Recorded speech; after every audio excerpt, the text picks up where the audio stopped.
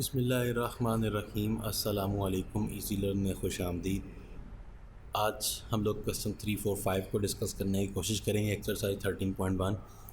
पहला क्वेश्चन है, अगर आपके पास कोई एक ट्रायंगल ए बी सी है और आपके पास जो बी है एंगल वो 70 फिक्स कर दिया गया है, सी 45 फिक्स कर दिया गया है, बताइएगा कि कौन सी साइड सबसे बड़ी है और कौन सी सबसे छोटी है। इस चीज़ को देखने के लिए हमें अगेन अपने ब्लैक बोर्ड की तरफ जाना पड़ेगा और यहाँ पर आकर हम लोग क्या करेंगे, सबसे पहले लिखेंगे कि हम लोग क्या डिस्कस कर रहे हैं। कौन सी एक्सरसाइज थी? 13.1। ओके, तो एक सेकंड में इसका साइज़ थोड़ा सा बढ़ा लूँ पॉइंटर का। और आज जो डिस्कस हो रहा है वो है क्वेश्चन कौन सा? 3। अच्छा जी, एक आपके पास समझ लें कि ये कोई ट्रायंगल है ए बी सी और इस ट्रायंगल की जो सिचुएशन है वो ये है कि आपके पास कुछ चीज़ें फ़िक्स की गई हैं। उसने कहा है कि आप ये कंसिडर करें कि आपका जो एंगल बी है वो 75 पे फ़िक्स्ड है और आपके पास जो एंगल सी है वो 45 पे फ़िक्स्ड है। तो अकॉर्डिंग टू द रूल्स आप उसको करें, तो इसको हम लोग करते हैं। सबसे पहले तो आपके पास गिवन में क्या है कि एक ट्रायंगल ए बी सी है, मैयर एंगल बी 75 है, मैयर angle C is equals to 45 degrees है। और आप लोगों को रिक्वायर्ड क्या है? रिक्वायर्ड भी बहुत ही आसान है, which is the longest side and which is the shortest side, उसको आपने खुद से लिखना है।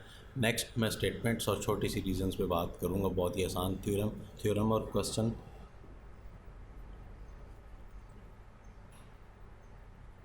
ये हमारे पास आ रही हैं जी स्टेटमेंट्स, और अभी हम इन स्टेटमेंट्स को देखेंगे। सबसे पहले काम जो करने वाला है यहाँ पर वो ये है कि in triangle A B C measure of the angle A और मैयर ऑफ एंगल बी और मैयर ऑफ एंगल सी, यानी कि तीनों एंगल्स को जब आप ऐड करते हैं तो इट इज़ अंडरस्टूड कि 180 डिग्री होता है। इसकी रीज़न क्या है? Sum of the angles of a triangle. So हमें जो जो वैल्यूज़ पता हैं हम वो यहाँ पर पुट करते हैं। एंगल बी और एंगल सी की वैल्यूज़ लगा देते हैं। एंगल बी की वैल्यू का आप लोगों को अंदाज़ा है तो वो पुट कर दें। क्या है एंगल बी की वैल्यू? That is the 75। और एंगल सी की वैल्यू भी लिखवा दें, दैट इज़ 45 डिग्रीज़ और यहाँ पर है 180 डिग्रीज़। अब आपने एंगल ए निकालना है, तो क्या ये मुश्किल काम है? बिल्कुल भी नहीं। 180 में से 75 भी माइनस होंगे और 45 भी माइनस हो जाएंगे। पीछे जो आंसर आएगा दैट इज़ 60। तो ये आपके पास एंगल ए आ गया। जैसे ही आपके पास एंगल ए आ जाता है तो यहाँ पे आप 60 को लिख सकते हैं। अब आपको पता है कि एक आसान सा काम है कि मेजर ऑफ एंगल ए कितना है? 60। एंगल बी जो है वो कितना है? 75। एंगल सी कितना है? 45। तो जब आप लोगों के पास ये सारे एंगल्स मौजूद हैं तो आपको क्या पता नहीं है कि कौन सी सबसे बड़ी साइड है? A C is the AC is longest and AB is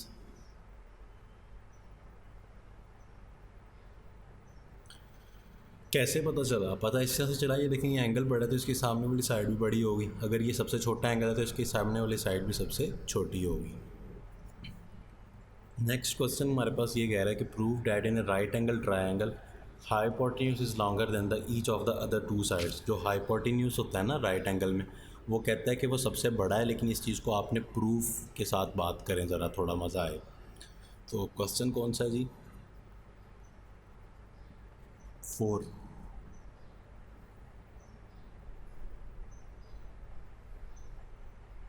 clear है?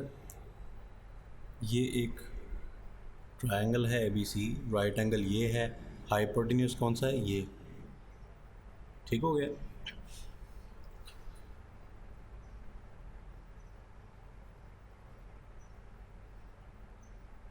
एंगल बी जो है वो फिक्स्ड है कितना? 90। रिक्वायर्ड बताइएगा क्या है?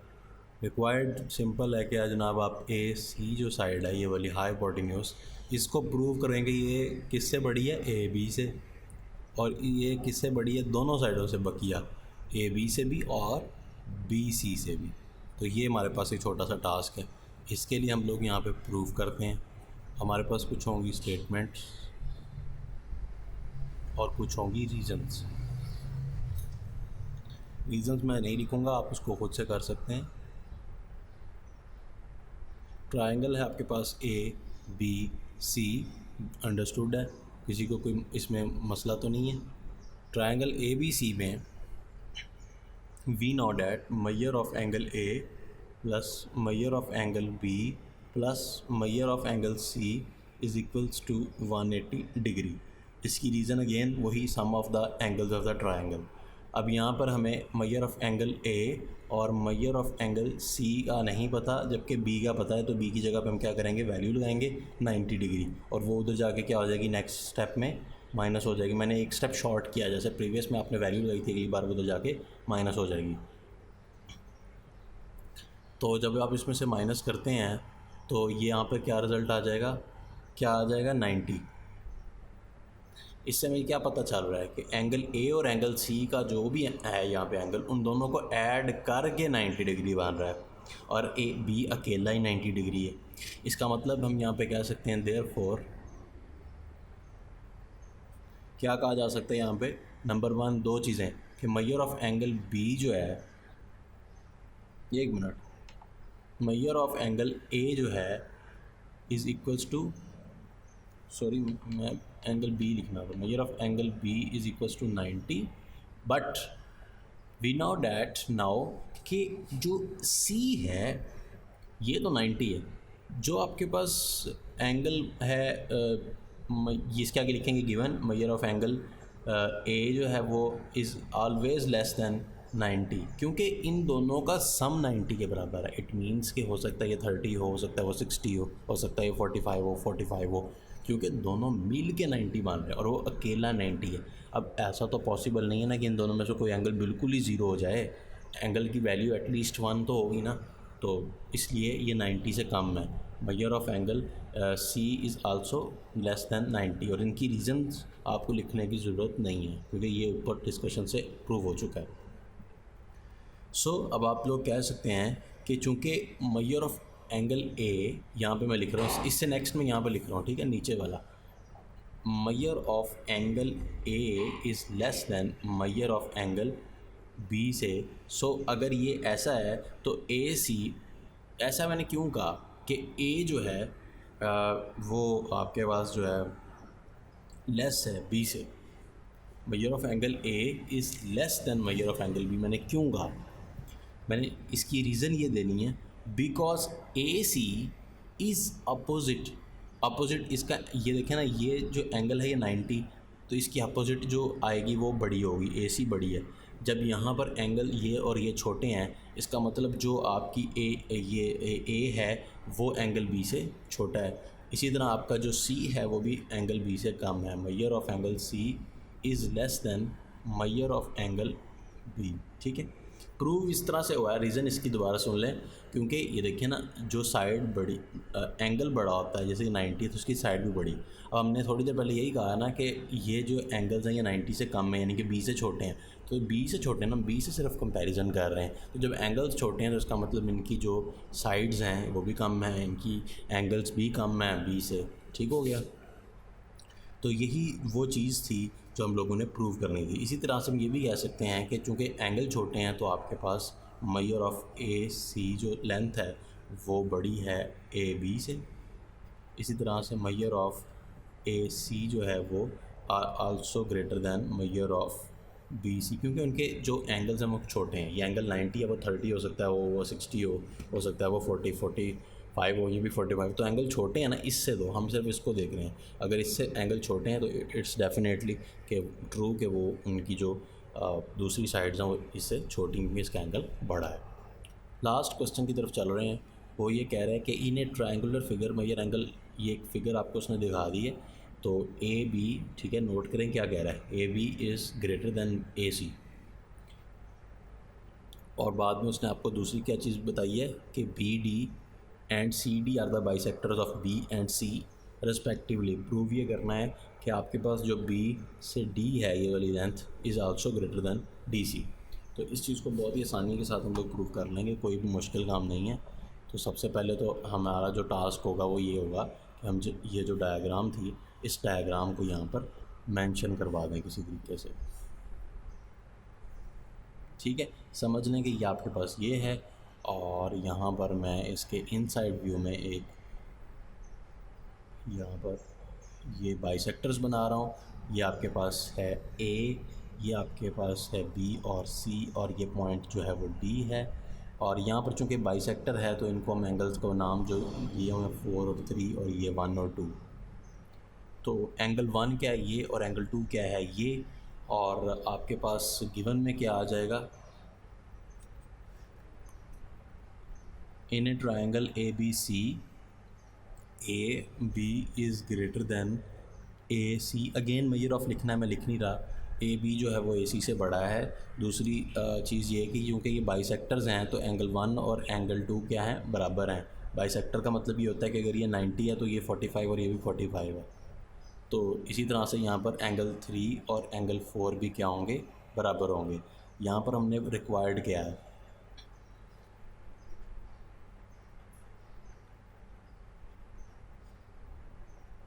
रिक्वायर्ड में ये है कि आप बताएं, ये शो करें कि ये जो बी से लेकर डी तक का जो डिस्टेंस है, this is actually greater than measure of the C D.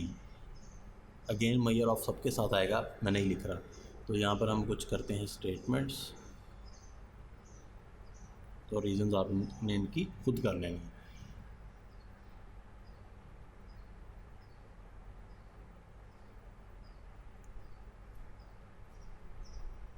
A B is greater than A C given, ठीक है। Measure of angle A C B is greater than measure of angle A B C. देखें, मैंने ये कहा है कि ए B सी वाला जो एंगल है ये छोटा है ए सी बी के एंगल से, क्योंकि ये जो साइड है ए बी, अगर ये साइड बड़ी है तो इसका मतलब ये जो यहाँ पर एंगल है ये भी बड़ा होगा। इसी तरीके से अगर ये जो साइड ए सी साइड छोटी है तो इसका मतलब ये जो ओवरऑल एंगल है ये छोटा होगा। तो इसकी रीज़न क्या लिखेंगे, greater side has greater angle opposite to it. So अगर मैं ये कहूँ कि मैं इन दोनों को हाफ़ कर दूँ, 2 पे डिवाइड कर दूँ दोनों साइड्स को, 1/2 of measure of angle A C B is equals to 1/2 of measure angle A B C. दोनों साइडों पे मैंने हाफ़ कर दिया, कोई फ़र्क तो नहीं पड़ा।